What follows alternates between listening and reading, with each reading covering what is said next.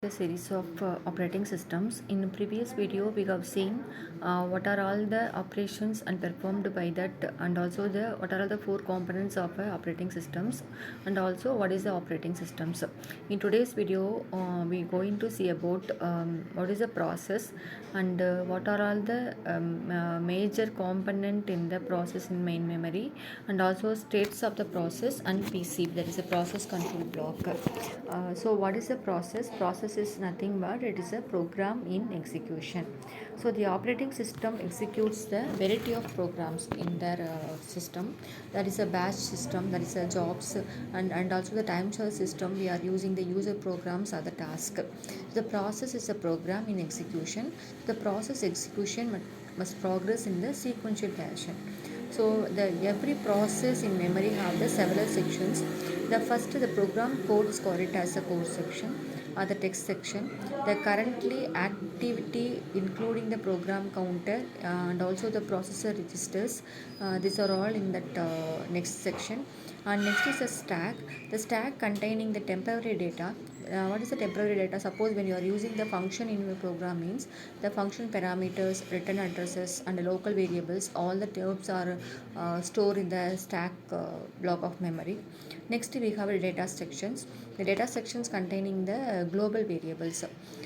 Last one is a heap. The heap mainly used for the dynamic memory allocations. We are using that in the dynamic memory location. The memory is grow and sync to in terms of the process in and out. So the heap containing the memory dynamically allocated during the runtime. So these are all the parts is common for all the processes in the main memory. So program is a passive entity, means the program is nothing but a set of instruction that could be stored in the file in the secondary memory. So that is a passive entity. So the program becomes process when that executable file, that is a program is an executable file. So that executable file is loaded into main memory. It is called it as a process. So execution of the program is called it as a process. So one program can be the several number of processes. So the consider the multiple users executing the same program means, so each program have a several number of processes. So this is the diagrammatical representation of process in memory. So for the memory is divided into the text part, text section, that is the code section, then data section, heap for dynamically storage process, and the stack section for that function call. That type of parameters are stored in the stack section. So this is the diagrammatical representation of process in memory. Next we will see that what is a process states. So the process has changed its states every time. So what are all the process states are? The five states of processes are: first one is a new, running, and ready, and terminated, and also waiting. So what is the new means? The process is being created at the new state only. So after admitted in the new state, it goes to the ready state. So the process is waiting to be assigned to a processor. So in the ready state, the process is waiting to be assigned to a processor. Next, it's a from the ready state it goes to the running state. So the running state is the instruction or being executed in the running state. During the instruction execution, if the instruction is completed means it go to the terminated state. The terminated state, the process has finished the execution. Then finally we have the waiting state. The waiting means the process is waiting for some event to occur. The process is waiting some event to occur, that is a waiting state.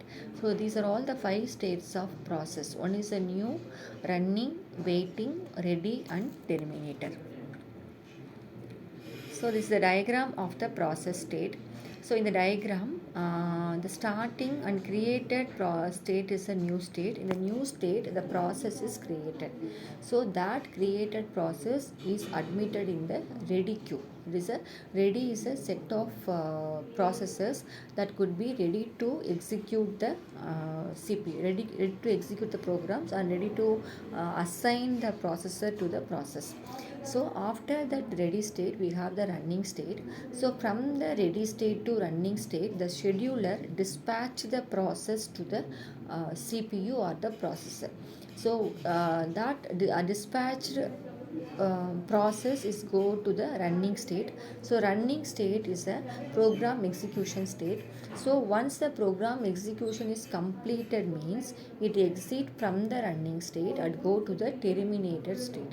So these four states, new, ready, running and terminated, all the four states are, it is a sequence of our process, start state to end state if there is no interruption is occurred. Suppose if there is an interruption occurs in terms of a ready to run or run to wait also. So the from during that running state, some processes are interrupted. So that means if any process has the highest priority are going to execute means the OS and the OS terminate the running process and insert the new process into the running state. So it terminate the currently running process and exit that and store it in the ready state in the last of the rear end of the queue. After that, the ready executed process is put into the running state. So that could be happen in terms of a interrupt in between the ready and running. Suppose in the during the running state, any process is require IO input output device or any event is occurred means it goes to the waiting state. Okay, so the IO or event wait, it goes to the waiting state. So from that waiting state, once that input output device completion and the event completion, it goes to the ready state, not the running state. From the waiting state, it goes to the ready state.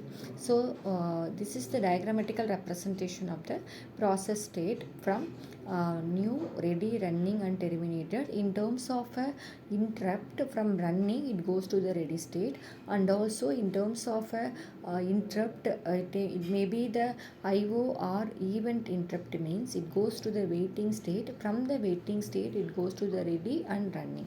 So this is the diagrammatic of the process state of every processes. In this video I tell that what is a process and what are all the main component of process in memory, and what are all the process states of every process, and the diagrammatical representation of the process states. I hope you will understand that process states and process in the main memory block. Thank you.